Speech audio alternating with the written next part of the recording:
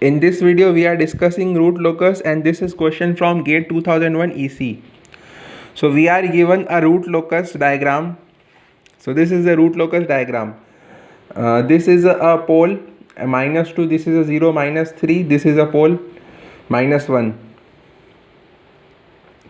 So this k equal to 0, this k equal to infinite. At this point k equal to 5, at this point k equal to 1.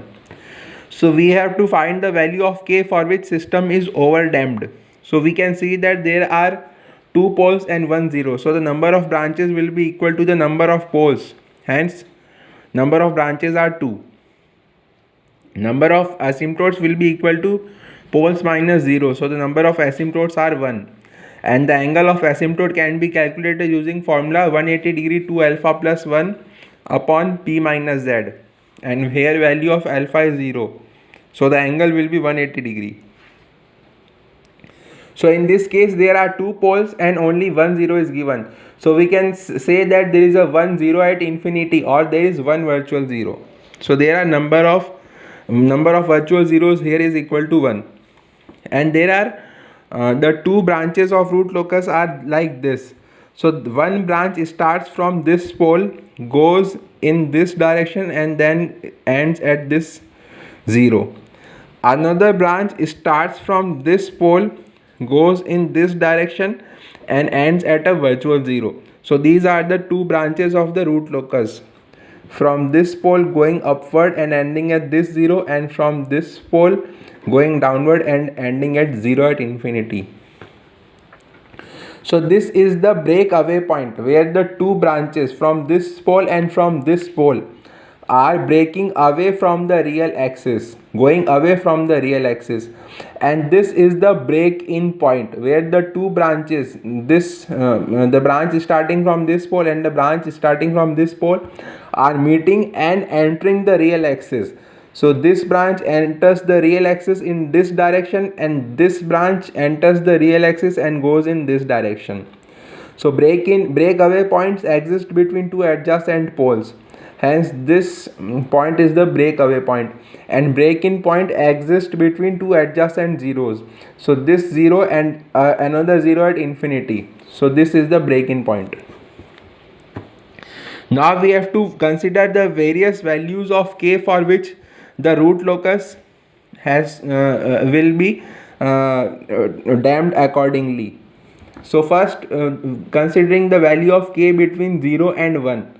So from 0 between 0 and 1, so one branch goes from here to here, and another branch goes from here to here.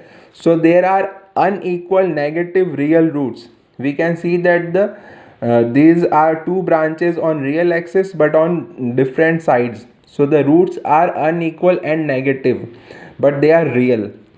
So for this case the system will be overdamped. For k equal to 1, the second condition which we have to take is k equal to 1. So at k equal to 1, both the branches of root locus are meeting. This branch and this branch both are meeting.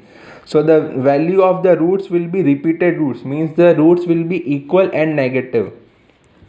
So the roots will be equal and negative, and the damping in this case is critical damped. Whenever the roots are equal and negative, then we can say system is critical damped, and when roots are unequal and negative but real, then the system is overdamped. Now we have to consider the case for k equal to 5. So for k equal to 5 also, again both the branches of the root locus are meeting. So again the roots will be equal and negative roots. So for k equal to 5 also, equal negative roots means critical damped. For k between 1 and 5, for k between 1 and 5, one branch goes in this way, this forming this semicircle, and the other branch goes in this way forming this semicircle, but the root locus is always symmetrical about real axis. So the roots are complex and conjugate. Like suppose if this root is -3 minus j4, then this root will be -3 plus j4. So the roots are always complex and conjugates, because the root locus is always symmetrical with respect to real axis. So when the roots are complex and conjugate, in that case the system is underdamped system. Now we have to consider the final case for k is greater than 5. So for k is greater than 5, again this root locus, this branch of the root locus goes in this direction and this branch of the root locus goes in this direction. So again the roots are unequal and negative, but they are lying on real axis, so they are unequal negative real roots. Hence the roots are unequal negative real roots, and whenever the roots are unequal negative, then the system is overdamped. So we have got the conditions for all the damping. So in the question we are asked the condition for which system is overdamped. So the condition for which system is overdamped is 0 is less than k is less than 1 or k is greater than 5.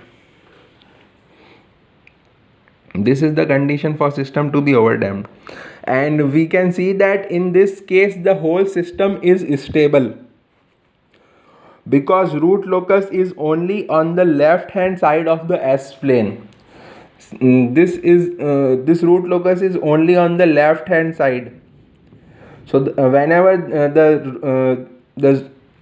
the root locus lies only on the left hand side, then all the poles are on the left hand side of S plane. So we can say that the system is always stable for all values of k. Thank you. Please like, share and subscribe. Please leave comment and feedback in the comment box below.